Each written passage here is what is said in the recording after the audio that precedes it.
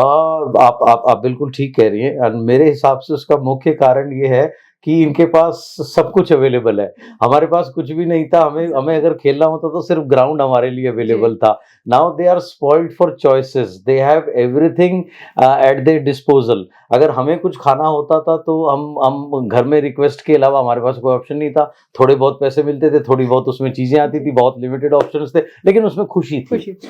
अब आप देखिए, बटन दबाना है, स्विगी पे है एवरीथिंग अवेलेबल। अब मतलब सबके अपने-अपने कमरे हैं।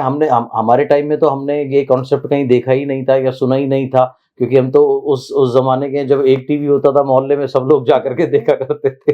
तो आज तो सबके अपने कमरे हैं, अपने टेलीविज़न्स हैं, तो इनके पास बिकॉज़ एवरीथिंग इज़ अवेलेबल, तो माइंड की एक आदत होती है व्हाट नेक्स्ट, अब क्या, अब क्या? एंड बेसिकली हमारा माइंड जो बना है ना वो सर्वाइवल के लिए बना है, वो खुश रहने के लिए बना ही नहीं है। वो यही ढूँढता रहता है, क्योंकि हमारा माइंड जो है वो अभी भी प्रिमिटिव एज में चल रहा है। चल रहा है। प्रिमिटिव एज में जब कोई डेवलपमेंट नहीं हुई थी, इंसान को हर चीज़ से दीदी देखिए खतरा था। आग से खतरा था, बाढ़ से हाँ, खतरा था, जंगली जानवरों का खतरा था, खाना जुटाना इतनी बड़ी समस्या होती थी और ये सब का था। तो माइंड की एक आदत है, वो हमेशा नेगेटिविटी के ऊपर फोकस रहता है, या वो सेफ्टी की तरफ रादर आता जाता है। है।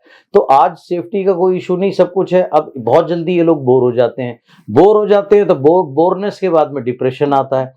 अब अगर किसी व्यक्ति को, हमारे टाइम में हमें समय ही नहीं मिलता था डिप्रेस होने का। डिप्रेस होने का। प्लस जी। क्या है ना, आजकल की जो परवरिश है, देखिए आज की डेट में तो छोटे बच्चे को भी अगर आप डांट दो तो उनकी ईगो हर्ट हो ईगो जाती है। हर्ट। हमारे टाइम में तो बड़ा नॉर्मल था, रोज एक दो लगते रहते थे, 5 मिनट के बाद में हम नॉर्मल थे।